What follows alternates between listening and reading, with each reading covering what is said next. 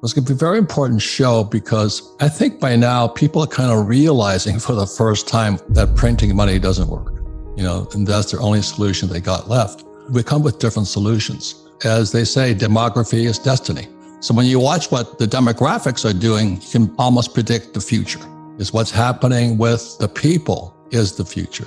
And we're now in a triple bubble. We have a real estate bubble, stock market bubble, and bond bubble. I think people are finally waking up that something might be wrong.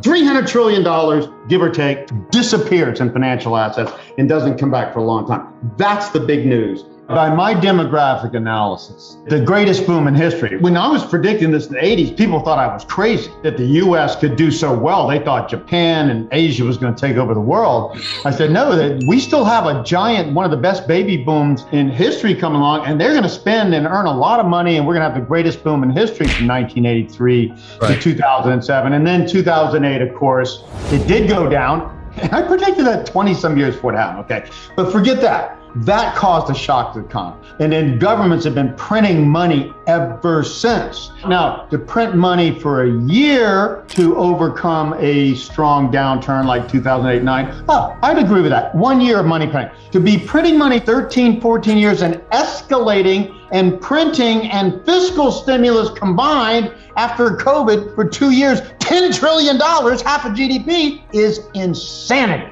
So this shows how crazy things have gotten. Governments we should have had, my forecast all the way back to the 80s when I started with my generation cycles and technology cycles every 45 years, the generation are more like 38, 39. And we'd have the greatest boom in history, but it would slow after 2007 and not come back with the millennials until about 2023, 24. Well, what we have now is we have the greatest bubble in history because governments fought the slowdown after 2008, which was very serious and would have been more serious and should have lasted into 2010, much like the 29 to 32 collapse. They just bubbled up financial assets. They haven't changed, incomes and stuff. They bubbled up financial assets, which means the rich, which were already getting richer in the greatest bubble boom in history, got even richer, and everyday people are still struggling. And now we have an economy, and I've been warning for years, I don't know exactly what's going to happen, but it's happening now. You can't do this forever. You can't just print money and grow an economy past its fundamentals of when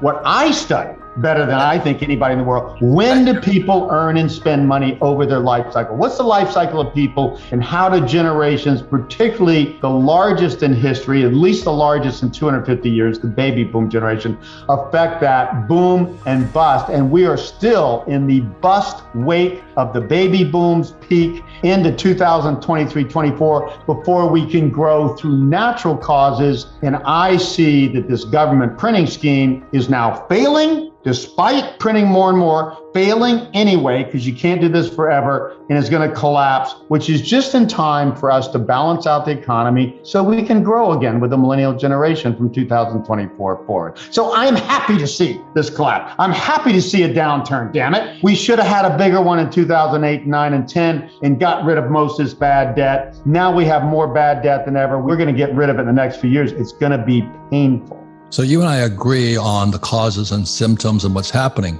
We have the most common sense approach. I mean, it's not only factual, it's common sense that you can't just grow by printing money out of thin air. I mean, how common sense could it be than that? Printing money since 2009. This is insanity. You know what? Who are the most insane people in the world? People who get high, okay? It doesn't matter whether it's heroin or crack or alcohol. People get high and then they do stupid stuff because their brain stops working. The whole world is high on nonstop stimulus since 2009, and this will not end well. We weren't around from late 29 to 42 when it went down lower and lower and did not get back to even until 1953, 25 years later. That's called smoking crack. We're bouncing out of that. It's not that strong a bounce, by the way. I don't think it's going to last past this month if it has not already peaked. The proof of my concept, and I think Robert's here, obviously, if we see another wave down, which would be the logical thing, forget everything we're saying. If I'm just looking as a stock chartist, we had this first crash a tepid bounce, and we have another one of the same magnitude, we're going to see 7350, on the NASDAQ, down more than 50% by late this year, early next year. And then people are going to know something is really wrong. And that's for the baby boomers, because we were the boom generation. 1974, the government passed ERISA, which became the 401k, which is the biggest Ponzi scheme I ever saw. And now they're pulling the rug out from all the baby boomers. So the baby boomers are toast. So they were the boom. Now they're the bust. How come people don't know this? What blocks them from knowing? You believe what you want to believe because you want to believe it.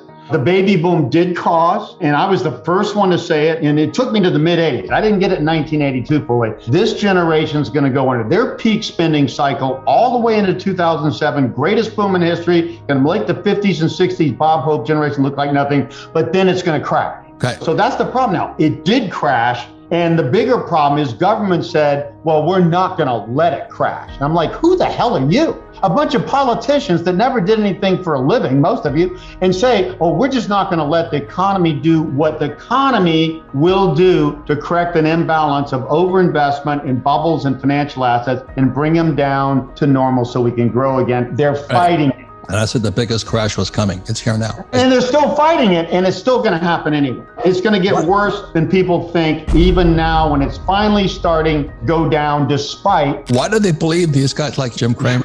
Whatever Cramer predicts, you go short. He's a smart idiot. He just entertains.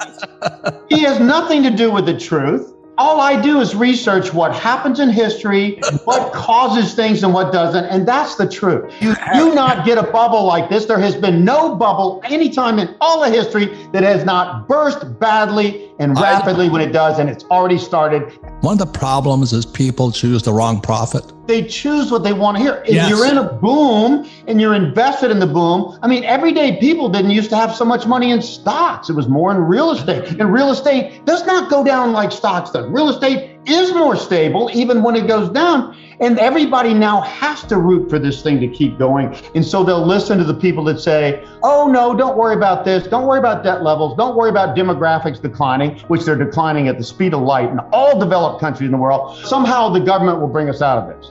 The millennials bring us up through natural causes instead of printing money from 2024. And I'm very precise about this. I said from the beginning the baby boom thing was going to peak in late 2007. I said that in the 80s. That's how predictable people earning and spending money as they age are in generational surges. And the baby boom was a big surge. So, of course, a great boom. The millennials do not bring the upward natural momentum until 2024, and they will peak by 2037, much shorter boom than the baby boomers. Boomers were like 46 to 64 was a boom generation. There was a Gen X behind us. Noticeably from 1937 into 61. That's the rising baby boom, which on a lag, predictable, quantifiable lag for peak spending at 46, moving towards 47, would have given us a peak in late 2007. I've been preaching that since the 80s. People back then were saying, Harry, you're crazy. The US is done. Asia's taking over. Japanese make us look like idiots,